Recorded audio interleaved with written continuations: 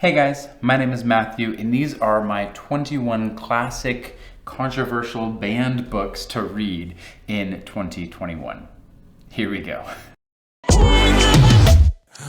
So in 2021, these are 21 books that I plan on picking up or trying to pick up. Maybe I won't get to all of them, but at least the vast majority of these books in 2021 that I want to pick up and read. They're all classic books, so they're classically renowned, but they're also all controversial or banned books, meaning, actually not or, they're all controversial and banned books. They've all been banned at some point in time, somewhere in the world for some reason. Now, some of these books you may think, why would you ever want to read that book? And the reason is because banned books or controversial books, books that have ideas that are very different to my own, are sometimes good books to read because they help to solidify my own ideas. They help me to be able to justify my own beliefs, and they actually help me to have a more well-formed opinion of things I don't know very much about. So all the books on this list, they don't represent my beliefs at all. In fact, I'd be surprised to say that most of these books would have any, representation of my beliefs at all. But they're all controversial and powerful, and therefore deserve to be read and to be understood. So let's jump right into my controversial and surprising list that I'm going to be reading this year. First, Mein Kampf by Adolf Hitler. This is a book that is like semi-autobiographical of his life previous to his rise to power. This is while he's in prison in like I don't know the year. I'm not going to give you a fake year, but I'll maybe splash one up here on the screen. And this book, I think, can help us to understand like his anti-Semitic beliefs, where they came from, and how do we ourselves keep ourselves from being able to have beliefs like those. I think that can be really important. Understanding the other perspective can be really important. So this is a clearly banned book in many places. I don't think it was allowed to be sold in Germany until like the 1990s or something. The next book on my list is The Art of War by Sun Tzu. I'm actually surprised I haven't read this before. A lot of people claim this has helped them be really successful in business and law. It doesn't just apply to like actual warfare, but a lot of times banned in prisons because of the actual warfare bit. It's pretty controversial. A lot of people say it's helpful just for life in general, although it has a lot of ideas in it that I think aren't necessarily the best ideas. We'll see though. I'm going to read through this book and let you know what I think. The Call of the Wild by Jack London. I actually just read this a few days ago. I'll put a video here of me reading this while I'm out in freezing temperatures and several inches of snow because, that makes sense for The Call of the Wild. This is a really great book. It's been banned for a number of reasons, including being too radical, as well as like some animal abuse and like fighting and things like that. But a really, really well done story, really interesting, really great novel by Jack London. Crime and Punishment by Dostoevsky is on my list because I read Jordan Peterson's book, The 12 Rules for Life or something like that. I can't remember the exact subtitle in that book, but I read that recently. He's obviously taken a lot of his beliefs from Crime and Punishment, and I think it'll be interesting to read this novel and just see what we get from it. Okay, The Communist Manifesto by Karl Marx is a very powerful political document, and it applies surprisingly well to 2021. Lots of stuff in there about classism and communism as well, capitalism, and how those things all mesh together, and a belief system that has been very powerful and prevalent in our world. So I'm excited to actually see what is in there and how does it apply to our current situation, and in what ways, what good can we bring from it, and what stuff should we leave behind. The Anarchist Cookbook is a super controversial book. It has all sorts of recipes in it for like making bombs and meth and LSD and stuff like that. But it also has some ideas in it that are powerful beyond just the cookbook section itself. I'm interested to see what's in here and what makes this book so controversial and powerful. I'm concerned that I won't be able to get an original version of this book. Apparently they have kind of cleaned up versions from published in 2012 or 2018 or something. I may end up just getting one of those. We'll see what actually ends up happening. That is classic for a book that has, recipes for meth in it, I think, though. The Chrysalis by John Wyndham is a very controversial book.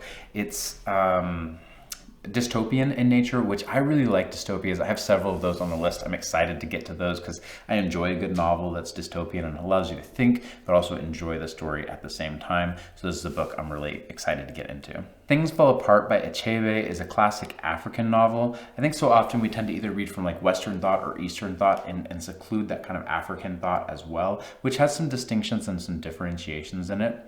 I really have appreciated, I've perused through this novel a couple times, but I've never actually read it. So I'm excited to get down and actually read this novel and pull from it some of the things that I think are going to be really, really good thoughts and different thoughts than what I'm used to reading. I read The Haunting of Bryn Wilder, like, I don't know, 3 or 4 months ago or something. I've actually put a video up here for it. It referenced The Illustrated Man a bunch of times by Ray Bradbury, and I realized I haven't read it. It's got a bunch of short stories in it, and I love Ray Bradbury as an author, so I'm excited to actually get in and read his short stories as well, because I only read his long form stuff before. This is going to be, and this is also like critically acclaimed classic book, so I'm excited to read this for sure. American Psycho is an incredibly controversial book. Actually, it's not that controversial. Pretty much everyone thinks it's just smut. I've seen a few reviews on it and they say it's just horrible, there's nothing good about it. I'm gonna pick that book up and I'm gonna at least start reading it. And maybe I'm gonna find after 20% of the book, I'm gonna be like, actually this was trash, don't even bother finishing it, don't read it, it's not good. Maybe that's what I'll find. I think sometimes, books get labeled this way, and actually there's a lot of good in the book. It just has been labeled as trash, and so, I don't know, we'll see what happens. Maybe this is just a trash book. Men Like Gods by H.G. Wells, I'm really excited about because it's a dystopian novel with like parallel universes inside of it. And it was done in a time period where parallel universes hadn't already been overdone to ad infinitum. So I'm really excited about this book. I think it's going to be good. And I like H.G. Wells a lot. So we'll see what this is actually like. Is it any good? Is there a reason I haven't read it yet? Hopefully I enjoy this book though. The next 2 books are both high school books. The Chocolate War is one of them.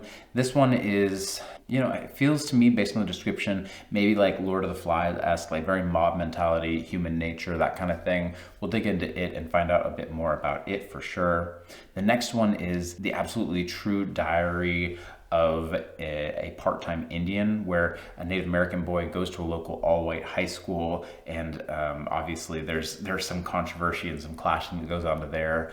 Both of these kind of feel to me like Sinclair's novels, so I'm excited to kind of to read these. They're both young adult novels, which means they should be pretty quick reads. The Satanic Verses is apparently controversial, and especially in the Muslim world, for misrepresenting like what the religion of Muslim is about and some of those ideas. I'm excited to read it though because I like controversial books and I've heard that this one is really well written, so I'm excited to get into this novel. The Tropic of Cancer is really interesting because it was actually banned, I think the dates were like 1934 to 1961 in the United States, where it wasn't even published here. That's a long time for something to be banned in the United States, which were, classically the land of the free. Like it literally wasn't allowed.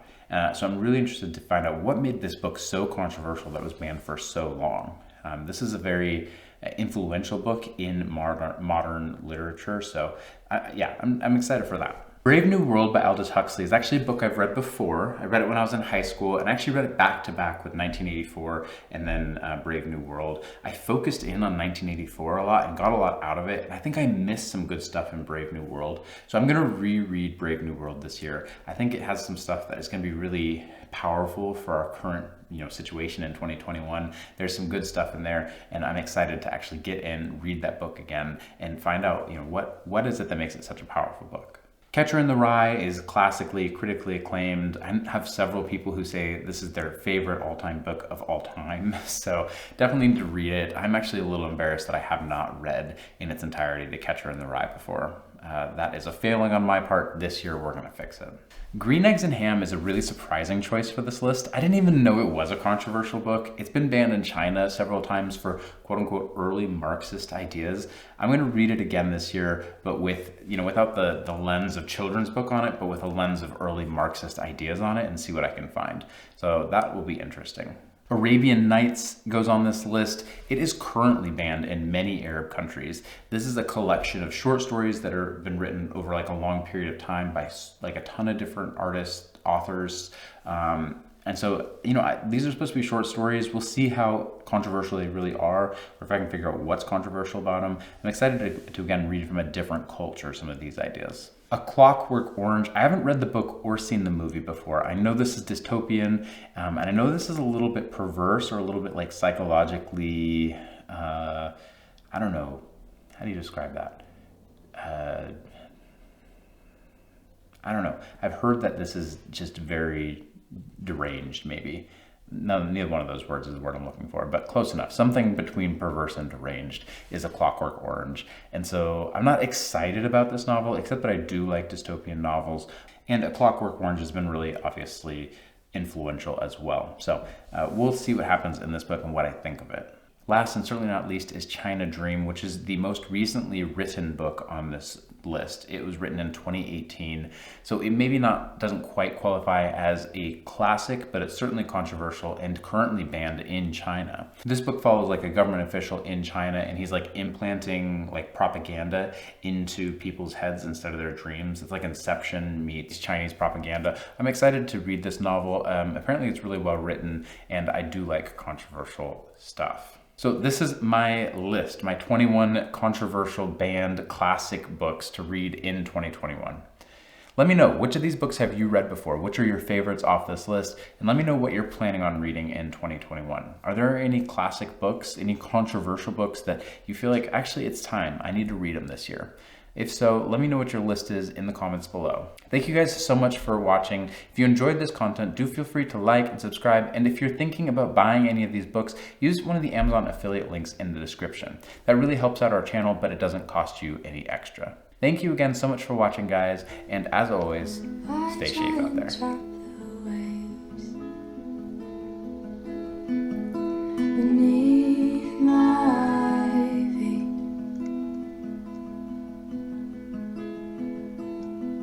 The tide is turning.